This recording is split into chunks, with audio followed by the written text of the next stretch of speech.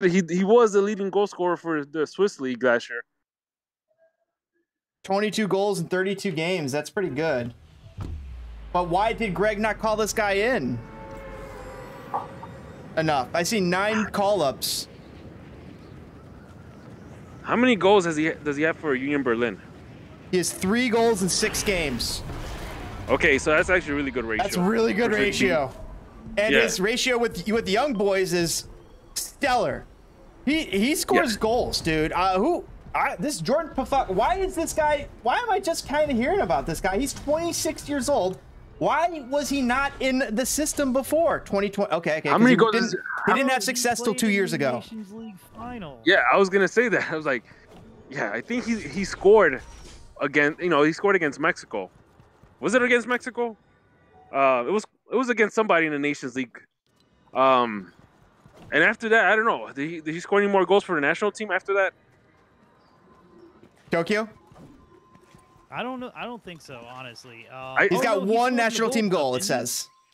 He's got 1 national team goal. Oh, that must have been that was that Honduras before the Nations League final? That's who. That might have been, yes, yeah, yep, that might have been it. Brutality. So, I like to think that Berhalter tends to freaking.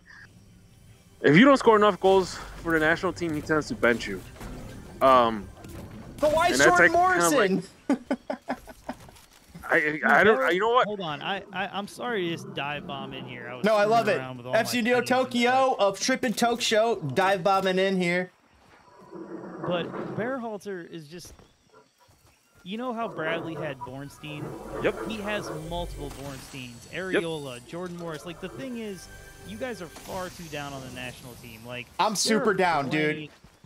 Like, listen, we probably will not perform well because this coach is absolutely awful. Yes. But the talent is there. Like, I don't think that the talent competes with France or with England. Okay. No. No, Nope. okay, so stop picking the top 5 to 6 nations. Like, okay. That's fair. Look at like a we got more talent than Switzerland, but Switzerland goes head to head with the big boys in Europe regularly. And doesn't embarrass themselves. Wow, dude. So, actually, DPG, you are. Sorry, Tokyo. You are definitely making a great point there because we kind of do feel better than the Swiss national team. Well, I was going to say this. Than plenty UEFA teams, but they stand their ground, and that's the thing is. Other countries are okay with their guys flaming out. We're not. We have to hold on tight and white knuckle because we've been waiting for the American Pele. Like, it's not a big deal, man. Like, people flame out. Like, Christian Pulisic could still have a stellar career once he moves on because guess what? People move on from clubs and have better times. I don't think that he's a bust. I think he's definitely best American player, but Pulisic has stagnated at Chelsea as his development has. Right, but like not only that, not stagnated in Manchester United. Like, what's he gonna do going forward? Right, like this happens to everybody. The thing about Pulisic is that he's literally has said, I have psychological issues. Like I'm like haunted from being eliminated against Trinidad and Tobago. I believe, you could say he might have gotten over that, but sometimes in games you have to be strong mentally. Just to admit that you have that you thought about it doesn't mean you're not strong mentally. Think of the people who are like delusional about life, and that shit comes creeping. That comes to get you later. You know what I mean? Like, that's true. That's true. Yeah. Things are just more known now. We have social media in everybody's face. People actually open up and talk. Like, people express themselves. Like, it's just different. Like even like watch like that ESPN show, Stevie Nichols, like. Yo, thank God there wasn't phones in that bar. But we're not like, oh, those disgusting dudes. No, like it's just all in our face now. So it's like, I guarantee a truck full of some of the best players in the world were like this, but they just didn't have social media or 17 different interviews to do, and Nike telling you like, stop being boring, or I guess Puma at this point. You know what I mean? Like, you're right. Gotta talk about something. Well, they all have a better idea of how to market their image nowadays to make more money. And back in the day, a lot of them kind of didn't care. They wanted lives off the court, off the field. And a lot of people want that now too, but they also want that social media daps and the likes too. Think about it. You had professional athletes that were like, you wouldn't know that they used to do lines of coke in the bathroom at the club. You know? My God, the 86 Mets, bro. Have you ever heard these stories about Kevin Mitchell decapitating a cat while holding Doc Gooden and his girlfriend hostage? What? Or like Daryl Strawberry doing blow? Oh my God. Yeah. He's come on. Or freaking what's his name? Doc Gooden, who pitched a perfect game. Doc. Yes. Or Hernandez going to the back and drinking beers in the World Series because he thought it was a done deal. Right. Well, and then he came back out because he was up for too bad. There was some relief pitcher on that team that like smashed an opposing pitcher's wife or girlfriend in the locker room. Like the 86 Mets is my rebuttal to anyone who's like, you must have great team chemistry to win. Hell no, you don't. Oh no, but my thing is this. It takes a real special team to win the World Cup. You know, we have seen teams like Brazil get knocked out of the World Cup and killed off in the World Cup. But well, I mean, there's so much luck to it, dude. It's either you win or like, dude, the level that the U.S. men's national team is at is the quarterfinal, and a semifinal/final would be all sorts of luck. And round of 16 is like, man, you know, we were right there. We got a little unlucky, and not getting out of the group is unacceptable. That's where we are. That should be our level. Like, we're talk about winning the there's no talking about winning the World Cup. We finally just have normal guys who are just guys on some of these big teams. Like, think about how you used to have to follow Dempsey and live and die with him starting or not for a relegation battled squad. You know what I mean? Like, you know, like this is unprecedented times. I mean, think about how like Benny Feilhaber playing off in Norway. We're like, well, I can't see any of his games, but he's better than an MLS player. He plays in Norway. You know, it's like, nah, dog, like it's just like we just have Dest. He's just a dude. He's got a high ceiling. He might do it. He might not. They use him in certain situations. They don't in others. Like, that's the thing about like Pulisic's early kind of Chelsea success. It was like, it's okay he didn't play every game. Nobody does that other than these smaller leagues. You know what I mean? The smaller leagues, you like an MLS or like Liga MX or like Switzerland or wherever. Not where your squad depth is just much smaller. Exactly. Like, dude, there are times where people like, you know, even in their primes, Angel Di Maria didn't start because they didn't want wingers. They wanted to overload the midfield. Yep. And that's okay. But that brings me up to a point. All those managers, all those teams, they know what the fuck they're doing. All those players know what they're doing. The American players, I have no indication that a lot of these players have the tactical mindset to be able to deploy what some of these higher-minded managers are trying to do. I don't see any Americans playing for Jose Mourinho. Tactics, man. Don't judge them on Baylor, like on that.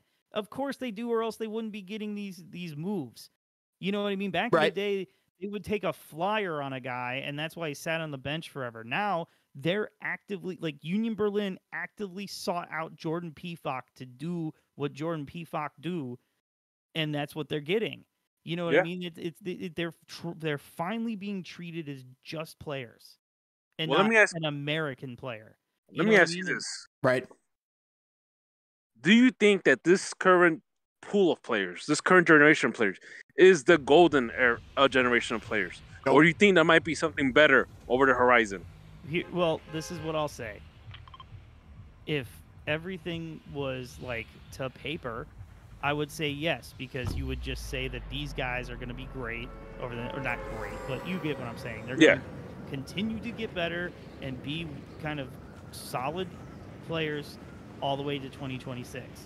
So 2026 would be the crescendo of the golden generation.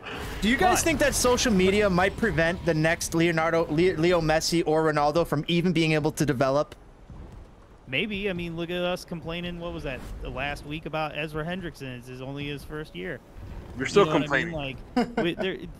Like, patience is not a thing. Like, you know what I mean? Patience is not a thing anymore. But I would say this. In theory, this is the golden generation, but what's going to happen is We will have the best and most talented team, an American team ever fielded in history come 2026. But guess what? Guys, we have no idea who will fall off. Will fall off. Hold on, I gotta cut you off there. Arena might get his leg amputated. We don't know. But like there will be other cats that crop up that we just don't even. There's some 16-year-old right now that the year before 2026 and 2025 he's gonna score 20 goals in MLS. That's true, and I gotta cut you off there. The greatest generation of American players to put on the red, white, and blue and do something in the World Cup is the second World Cup team, the second World Cup that won third place.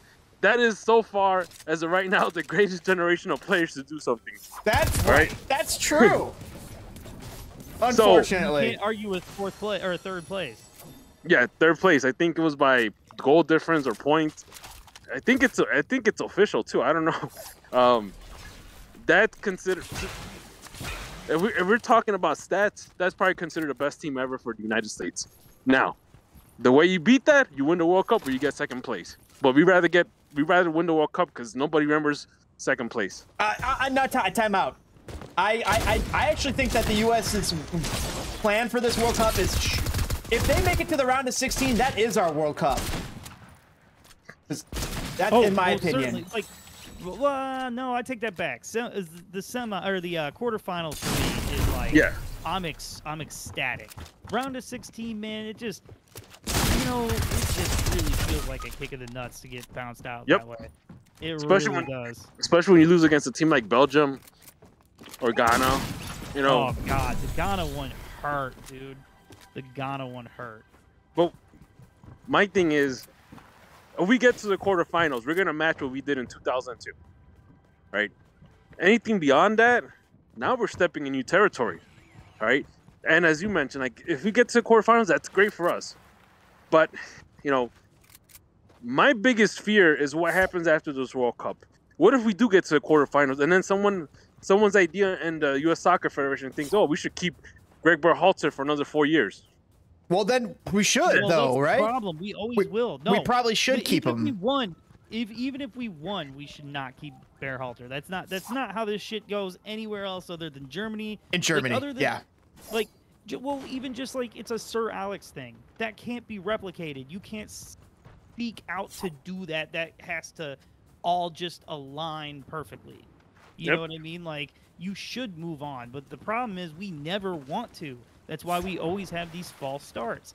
We hung on to Klinsmann too long. We hung on to Bradley too long. Bruce Arena. Back to the well with Bruce Arena. Yeah, right. That's true. Exactly. And like there was a security safety blanket. So that's what happened in 2002. We did really good with Bruce Arena.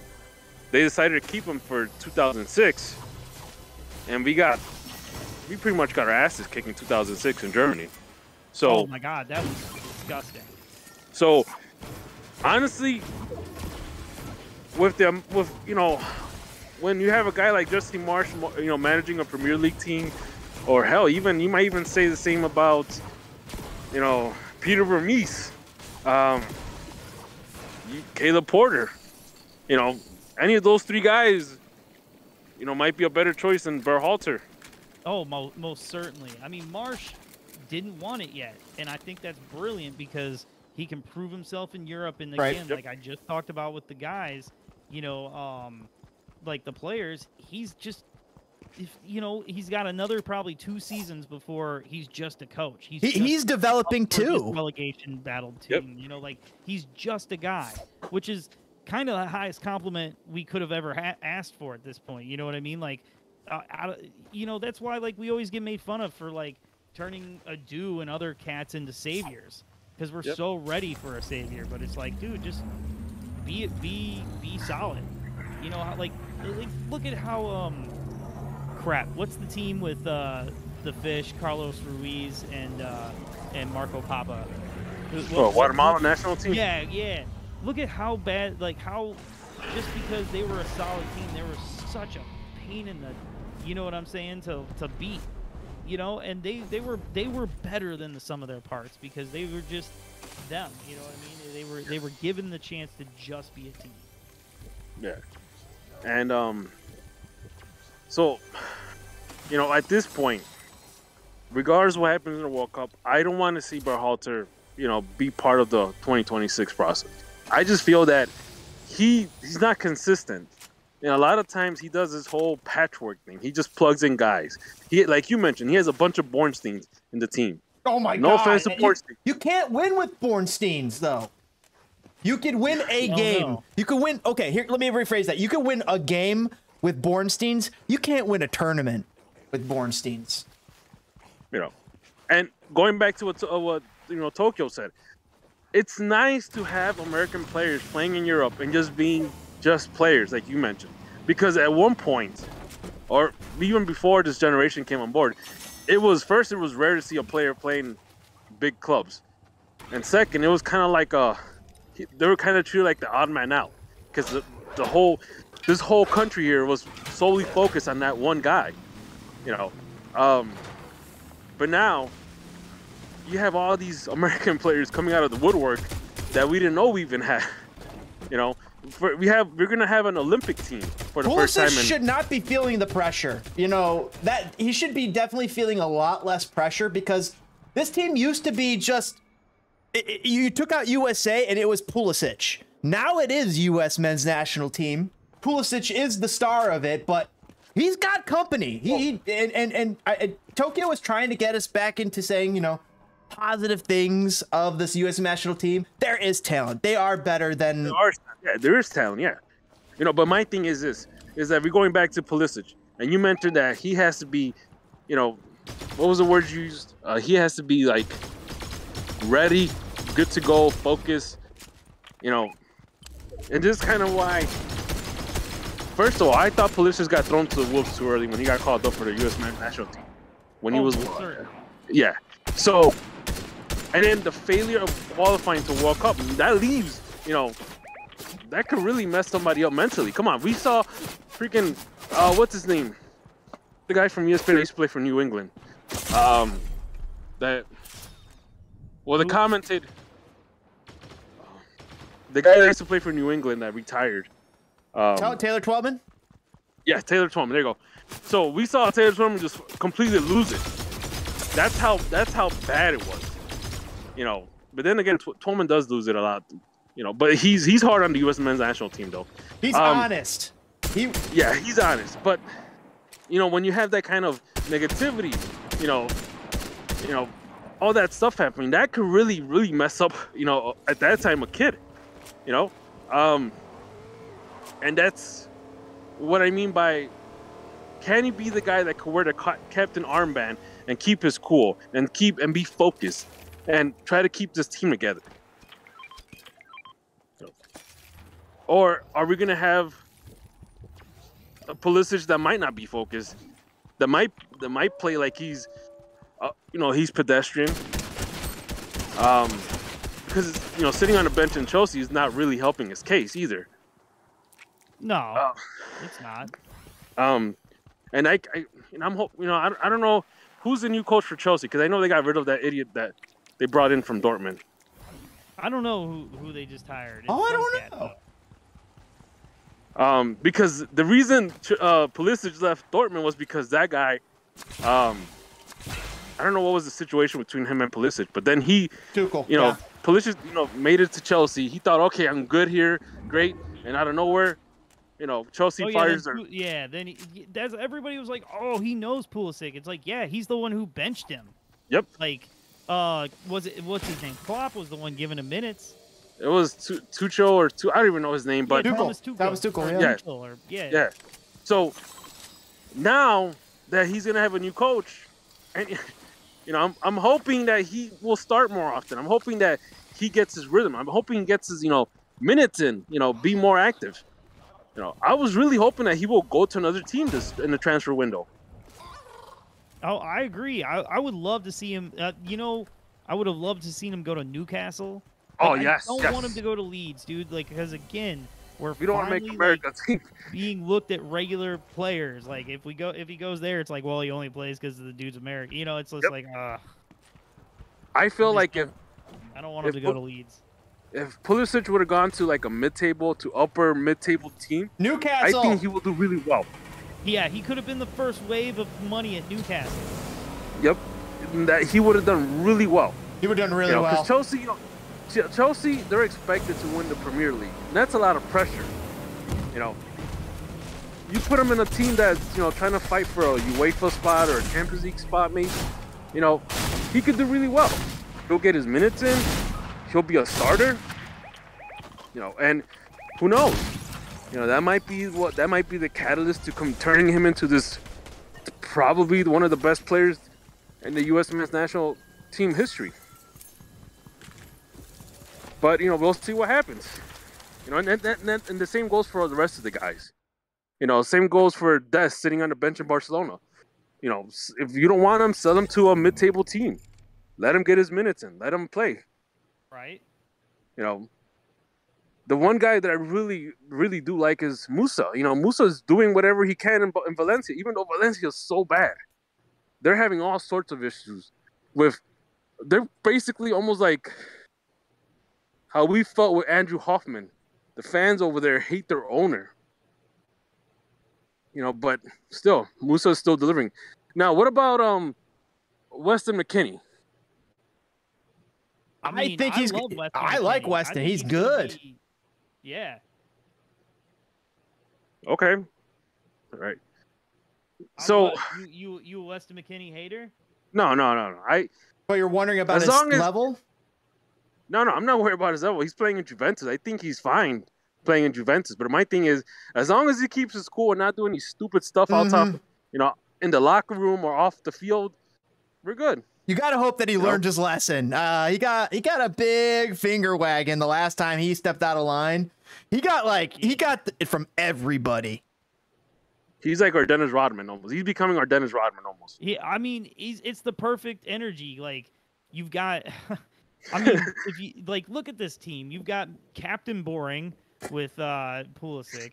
You got Tyler Adams, who's just Mr. Straight-Laced. And then Weston McKennie's kind of the life of him, and really it's him, Musa, and Weah are kind of seem like to be the jokesters. Mm-hmm. And I think you have ragtag Giovanni Reina that might be injury prone, but man, he could deliver sometimes.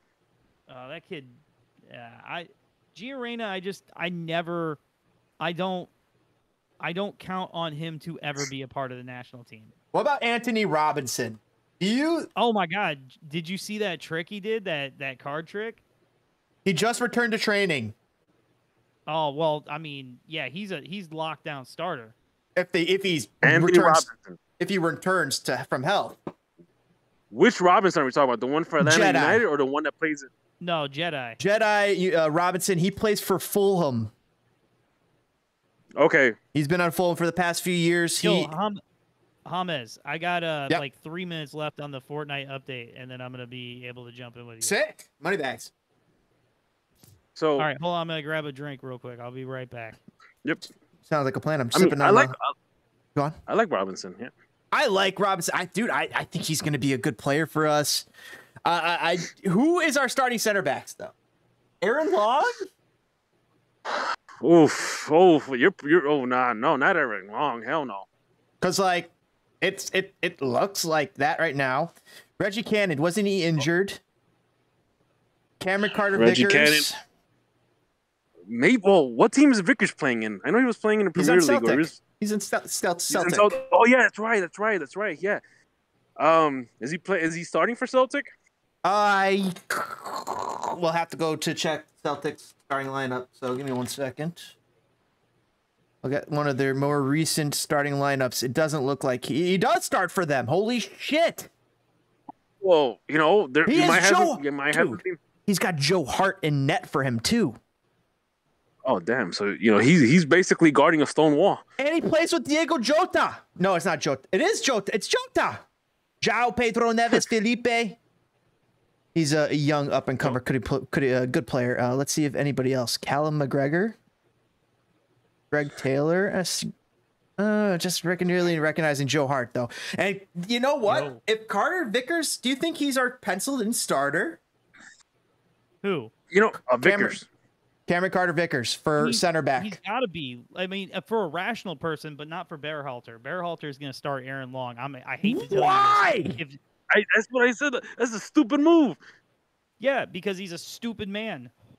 To me, it's CCV, it's Cameron Carter-Vickers, and Walker Zimmerman. That's what I like that. I mean, Chris Richards has got all the talent in the world. Are you gonna say Chris over Walker? Have enough time. Or Chris over Cameron? Who's the locks? Who are the locks? Well, Robinson is one of the locks. My 4 center backs are Zimmerman, Vickers, Richards, and Robinson. I mean, no, Tim Ream. I mean, how dumb is listen. Yeah. I'm the same guy who was like, oh my God, old Yeller Tim Ream after the Nations League final. But like now to see him in form, playing right next to who?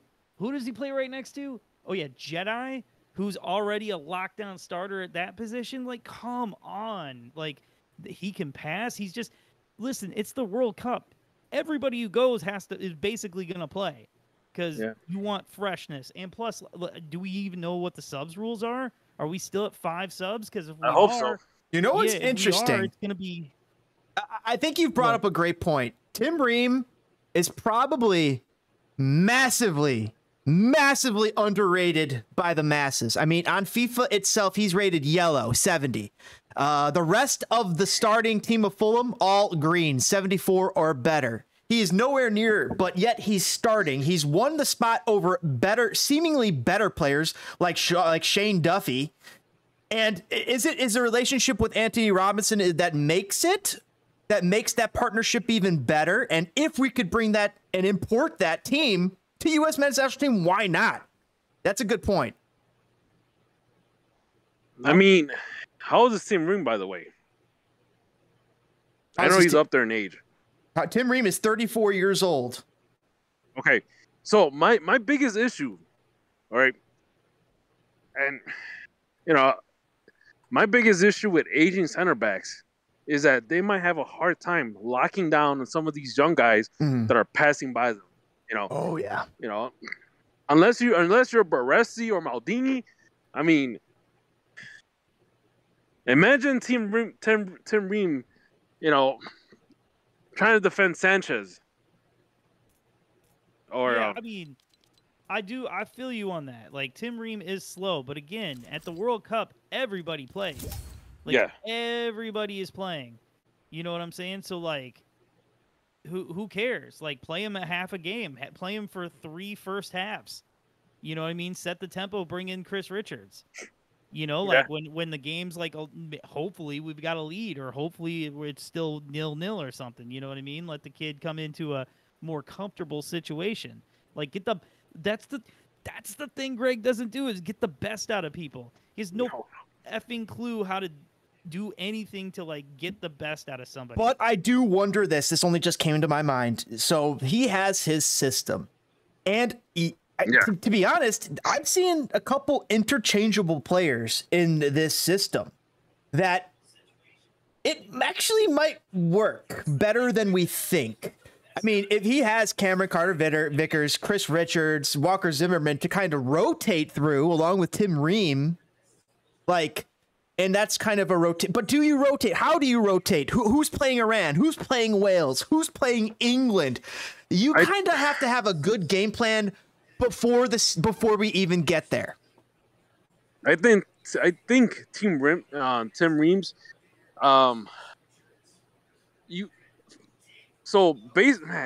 that's kind of hard because Reams could start against England because you have the experience. I hear somebody's. England. You kind of have to have a good game plan, guys. Somebody's screaming.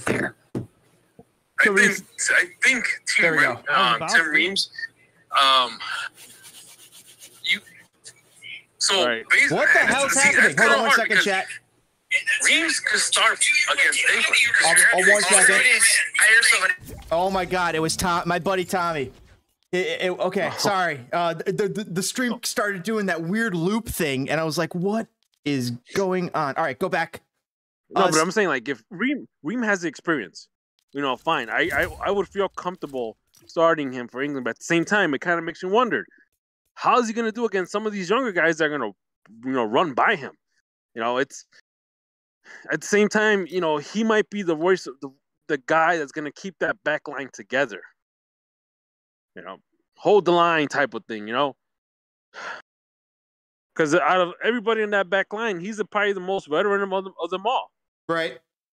And I'd have him play against Iran. There's your game.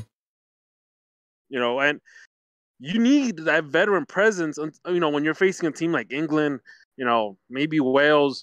But England might be too fast. Wales might be too... Okay, so here's how it goes. We play Wales first, the 21st. Then we play England. I think those two games are our toughest games.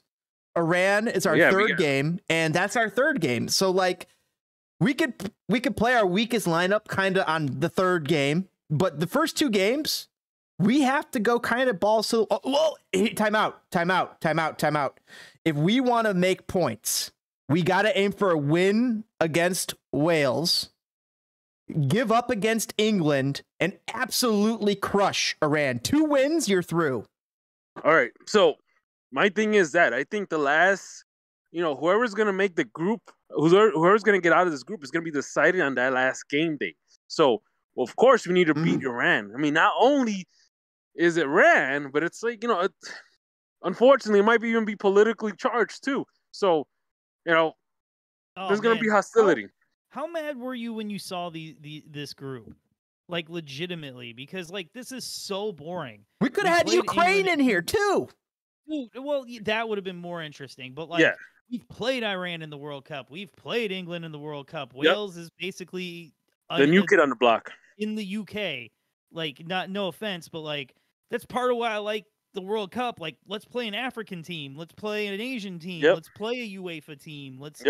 I like seeing the different styles smashed together. And my God, I'm so happy we got Wales at least, because if we were going to get Ghana, oh my God, been the most boring World Cup in history. Like, it would have been like the nightmare in one group. Yeah, for real. But still, it's just like. But it would have been a great test. It would have been a great test of where we are as a nation. So we're gonna exercise some demons out. Right. That's what I would like to see. I wanted to see more excitement. Like, that would have been just too boring for me. Well, I mean, I just want this team to get out of the group. And I don't mean getting eliminated. I mean, because like every other World Cup when the U.S. plays, it's like a lot of stuff is riding on this team because first, that's how we get new fans. That's how we get people involved in the MLS. True. That's how we get new soccer fans. That's how we get more people interested. That's how we get these little kids, to play soccer over football or baseball. And man, can we just please be done with the MLS versus like foreign? Like, can we just be like, can we just all have some, I don't know, man. Can we just, like, other nations don't go through this. It's not like, oh man, he plays for the Mexican league, so we don't want him on our team. It's just like, nah, Mexico wants them on their team just as much as guys at Real Madrid. You know what I mean? It's just like, I don't know, man. I just. I mean, I'm still not sold on the idea that the Liga MX or MLS is better than Liga MX. Well, listen, if you're going by FIFA, like the video game, they're on par because your starting 11s are on par with each other. The issue is where they have competition for a starting 11, so they have better players in depth, whereas MLS has no depth whatsoever. Yeah. And they don't have. I've been trying to get this OBS thing to work. It's being a pain in the. And they're not bogged down by a salary cap. No, we already talked about this a week ago, man. That thing needs to be quadrupled. Just done away with. Yep. So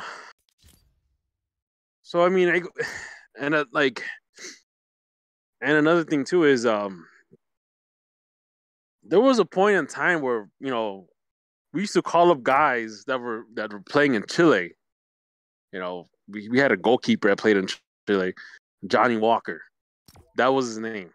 We used to get excited for guys that used to play in Norway, like you mentioned earlier, or Sweden, or wherever, or the second division in Spain. Oh, hell, certainly. I remember Casey Keller playing in Spain, and if I happen to catch the game, I'll be like, oh my god, that's Casey Keller right there. Yeah, that I mean, them was the days, right? Yeah, it's just we've gotten so far from that point. Now we're, at this point we're hoping for all these guys that are playing out in Europe to be successful. We got our foot in the door. We just want to open the door now. Speaking of successful MLS and US, we got Shaqiri going over playing 2 games, 140 minutes after getting pulled off in the Chicago Fire game because of some soreness. Oh, he also happened to get an assist too. But he got an assist. He's looking good. He's helping lead that Swiss national team, and he's trying to get clearance to be able to train with FC Lugano. Which means that we're not going to see him for the last game of the season. Let's see. Brian Sandolau saying, ask Jordan Shaqiri playing twice with Switzerland a week after leaving the Charlotte game late. Ezra Hendrickson forcefully defends his commitment to the Fire. So Ezra Hendrickson forcefully defends Jordan Shaqiri's commitment. I think Ezra is just forcing himself to say those words. Yeah. I also heard that Shaqiri is just trying to get permission to train with FC Lugano. That's how it starts. Right? He'll get permission to train with them. He'll realize, oh my God, this is a better setup. I want to play here. And then he'll try to push for that move. Which, it's not going to make any difference for Joe Mansueto because, he'll be like, okay, well, hey, team A, take money from the bank and then give it to team B in the same bank, and then we'll give you this guy. I mean, I don't care how they make it work. Like I'd like cheat if you have to. Yeah, do what LAFC does. Because for $8 million a year that he's getting paid, man, we could literally get a couple of good players with that kind of money. Probably fix his team too.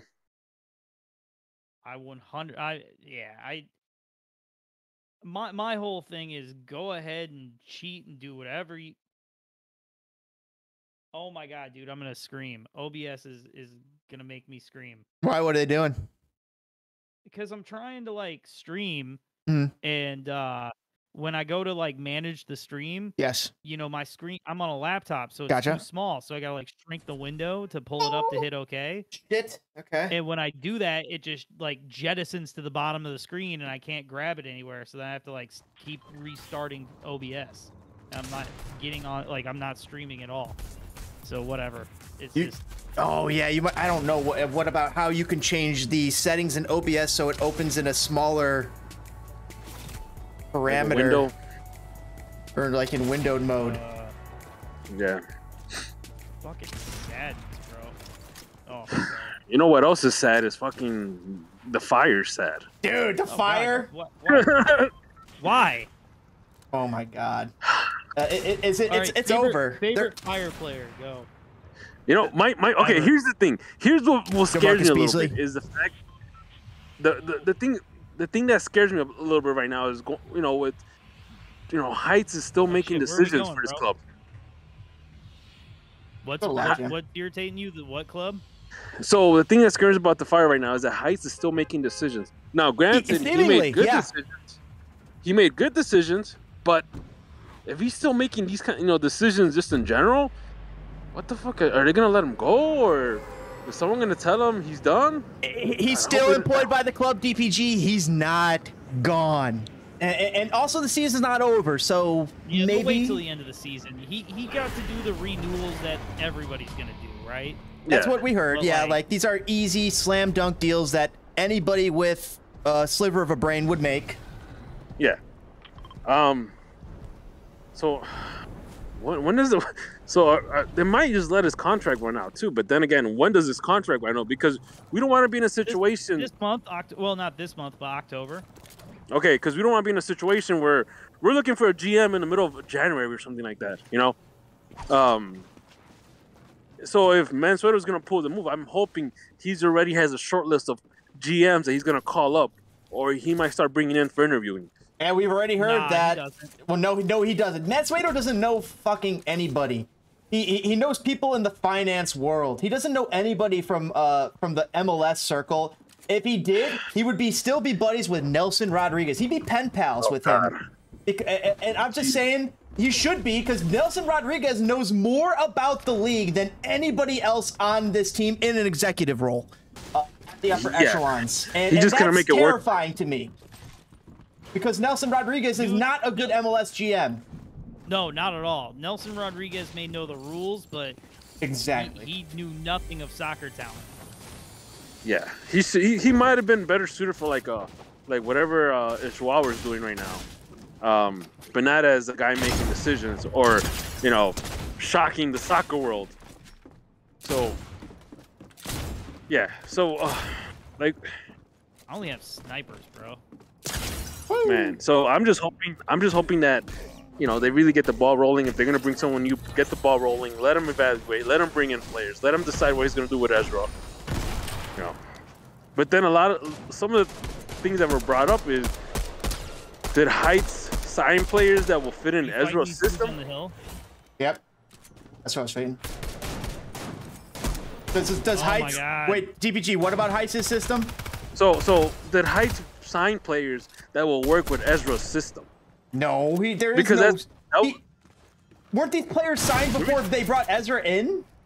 Some of these, I mean, they signed Ezra like in what, November, December? Yeah. So who was brought in post Ezra signing would be the question. Shaqiri. But Shaqiri was a desperation move. Casper, they brought in after. That probably had to get some okay with Ezra, but it's like, Ezra, hey, we could get this 6-foot huge striker. What do you want to do? Well, is there any other 6-foot huge strikers available? No.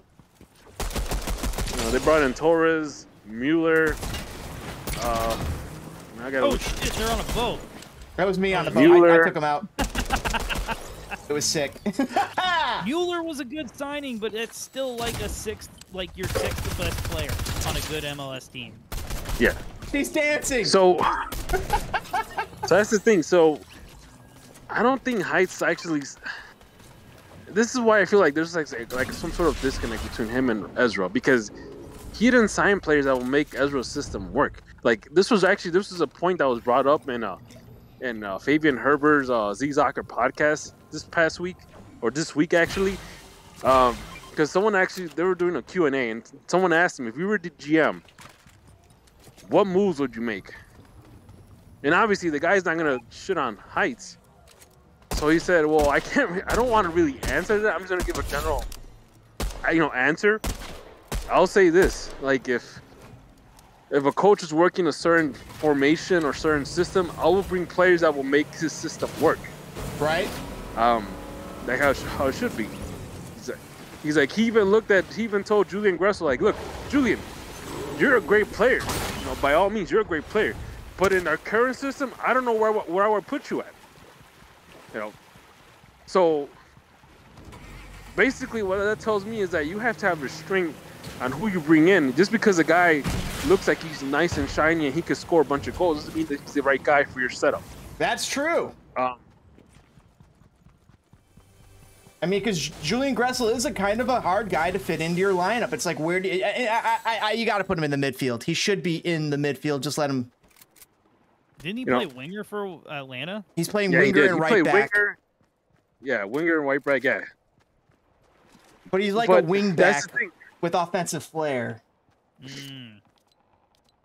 That's the thing, is like a new and improved El Diablo. Who's El Diablo? What was that cat's name? Will Johnson. Will. Oh no, never mind. No, I don't. We called him El Diablo when he played for the Fire. We called him El Diablo because he's like a real religious cat. Oh shit. Will Johnson. Yes. The Canadian. Yes. Yeah, you know what? That's one of those players that kind of that slipped through our fingers because man, he actually had a good career. Um, he only played for like one season for the Fire, and I guess the Fire didn't give him a good contract, and he just went to Europe and made it out there, and then came back and played for a couple of MLS teams. Wow. He was a good player. But then again, that's the case for the Fire, isn't it? Dude, we've burned through so many players that were good and got good and whatever, man. It's been just been hard. You to be know, a Fire fan. I was just thinking about like you talk about the U.S. team being like kind of having a toxic fan base. Man, yes. The Fire, like I want to be like, no, Fire people are good people, man. We got a good fan base, and then it's like I watch the games. And then I'm toxic as hell. Right. You know what I mean? Like, speaking of toxic, someone was literally going after the Fire admin on Twitter today. Like, what? Yeah, some idiot saying, oh, they were crapping on the Fire admin for no reason. Well, that's the thing. A lot of people don't realize that. They think that the Fire admin is the club. Yeah, they think the Fire admin is Heights, And that's not the case. Like it's like a direct email to Heights, basically. It's just some guy working a job, trying to make ends meet, man. And trying to make some witty jokes. Yeah. And kudos to the Fire admin. You're keep doing what you're doing. You're doing a good job. So don't take it out on the Fire admin, right? He's just doing his job. And the worst part about it is that this guy, he starts huffing and puffing and starts saying, oh, yeah, I've been a fan since 2005 or 2004, 2006, whatever. So what? Neo, come down to the basement. We got stuff. Basement? Yeah, this basement over here. Oh, I already got a harpoon gun. So like I said, the best part of being a Fire fan, the best part of the Fire season is the off season. There's all sorts of drama. That's when the hope is. Yeah. By the way, are any of you guys going to the 25th anniversary party? No. Nah, dog. All right. Well, I'm gonna go just because I have nothing better to do that Saturday night. That'll be fun. Yeah, just to meet some of the old school players. What maybe day get is some it? autographs, photos. It's on a Saturday, October 8th. I don't think I can make that, but I mean, I'll consider it. I know some people were asking me to come out to the games. I don't know if I'm gonna be able to get out to a game this season.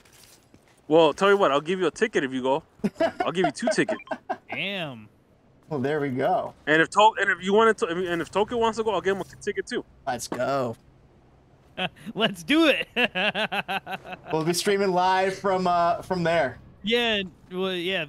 I'll do that. Incoming, I right? will do that. I will. Oh shit! I'm getting shot at. If Chicago Fire wants to reach out to me, I will live stream from the event and let players come up, talk, hang out. I think that would be really, really cool. I think Wait, people. there's a pinata bouncing around. Shoot the pinata! Am I supposed to? I'm working on it. Is that what that is? Holy shit! I've been looking for him. Got up in the airstream.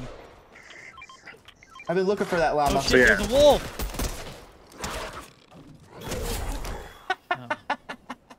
What the hell is going? I played Fortnite when it like first came out, and then I don't know what the hell I'm looking at now. Dude, it's so awesome now. It's awesome. Think about Fortnite. They just had to stay relevant, and they make a few adjustments, and they're the best game. As far as shooters go, Modern Warfare, all these other games, Apex, they're trying to play. Apex is very hard and a good, tough game, but they are trying to play catch up on Fortnite. But that's a little another aside. DPG, what games? You don't play games right now, right? So I used to play Call of Duty. I used to play on a PC with my brother. We used to run a couple of games. What happened? Let's see. I had a family. I started a family. My choice? Oh yeah. I don't regret it. But then again, my brother also started a family, and then he had another kid, so he has 2 kids. So. So wait, DPG, if you don't mind me asking, how old are you? I'm 34 years old, man. That's Okay. me. Or, no, I'm sorry. I'm 35. Let me correct myself. I'm 35 years old. Dude, yeah, I know how you feel. I don't know my birthday year anymore. Like, once you hit 33, you don't know anymore because it's like you want to stay 33 or 34. Yeah. Oh yeah, you do. You don't ever want to get older. I'm turning 40 this year, bro. That's right. Okay, then yeah, exactly. So honestly, I did Call of Duty for a while. I used to play it religiously with my brother, usually at night when the kid was asleep, when he was a newborn. Not anymore.